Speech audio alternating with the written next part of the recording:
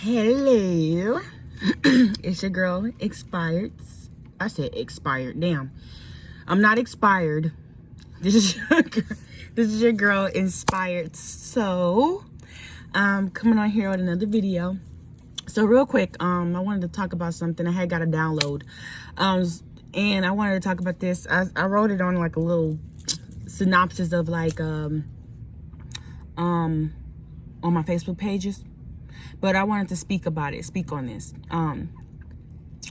So let me just connect with my guides to bring it back and help me to help you understand what we're talking about. Okay, so give me 1 second.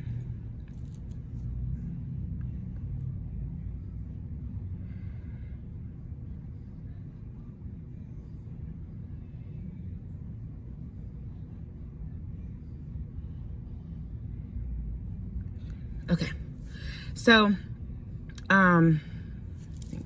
Okay, so today I want to talk about something real quick about how when there's no satisfaction, this is the whole moral of this is the self-love thing.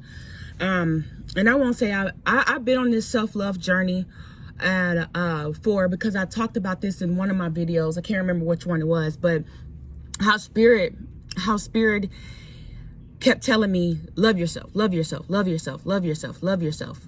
And I'm like, what does that mean? I don't know what does love yourself mean? And I'm like, I thought I am loving myself. I'm getting my nails done. I'm, looking beautiful, whatever. And I'm like,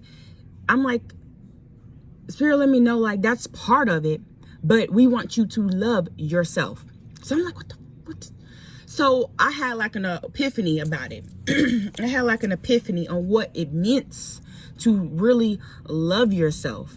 And this goes to the brink of like something so big as make sure you're setting boundaries. Don't let people walk all over you. Don't let people misuse you. Don't stand up for yourself.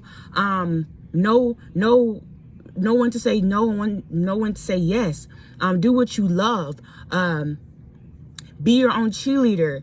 Don't let yourself get stressed out over something that you cannot control. Don't let whatever it is, like, make sure you heal from some things and then grow from it, learn from it, and then move on with your life. Don't dwell on it, because the more you dwell on certain things, hold grudges against certain people and individuals or places, situations, you're only hurting yourself. Why keep hurting yourself?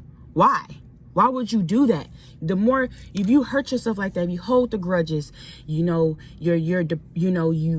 constantly in this spiral of depression, because depression is triggered by something within our life. It's a lack of satisfaction. It's a lack of what we do not have or what we want, and we feel like we can't get it.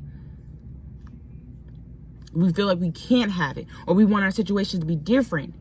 But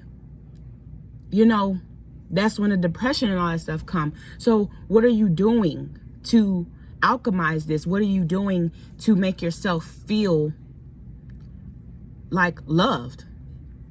And this all goes back to self. I'm going to always talk about this because this is from my experience.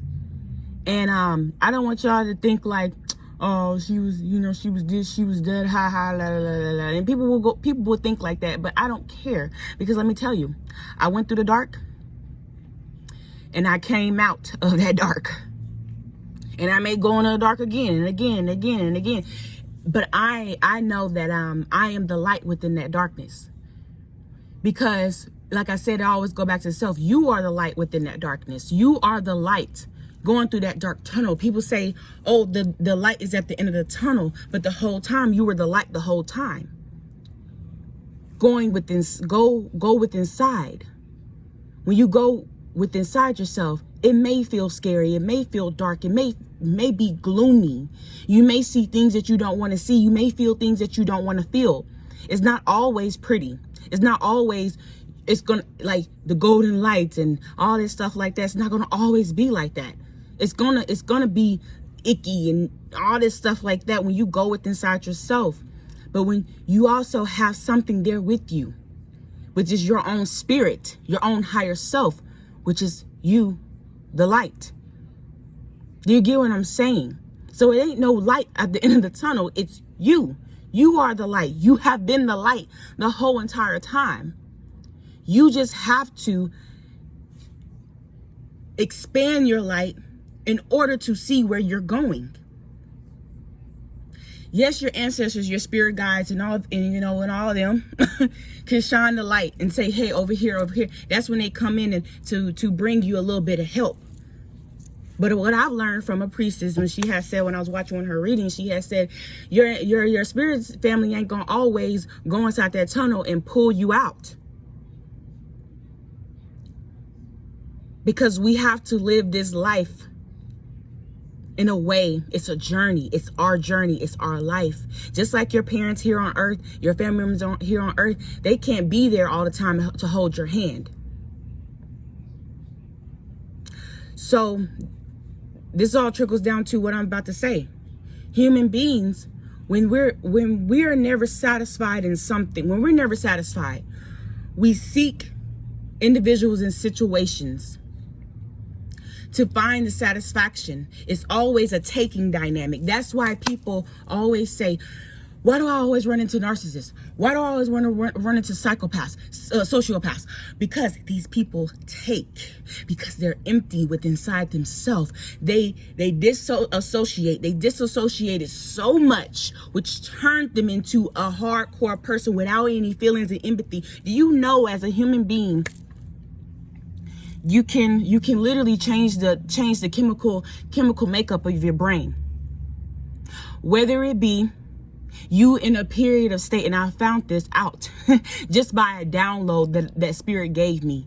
The longer you are in a sad state of mind, the longer when you're in a negative frequency, you're releasing cortisone. You're releasing cortisone.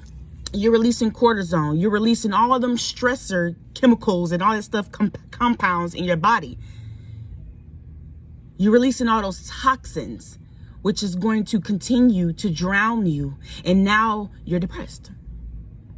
Now you have to find remedies to get yourself out of the depression, out of whatever it is. You have to find yourself. And like I keep saying, find yourself. Find yourself. But if we continue to exercise our brain and change that down, that frequency, we won't allow our chemical makeup to change within our brain. So when there's not a satisfaction in something, there's a taking dynamic. We even do this unaware, subconsciously, on a level. Whether it be you going after somebody for sex. Now everybody going to, they're going to want to do whatever they want to do because they feel the way they feel. And I'm going to have to return back in a second because it's time for me to leave. So I'm going to come back here in a second. So I'm back. So what I was talking about earlier about, people like, oh, he just wants me for sex and this and that. And I mean, a person going to want what they want, right? But when there is a satisfaction with self, because men and women can have sex because they're lacking something.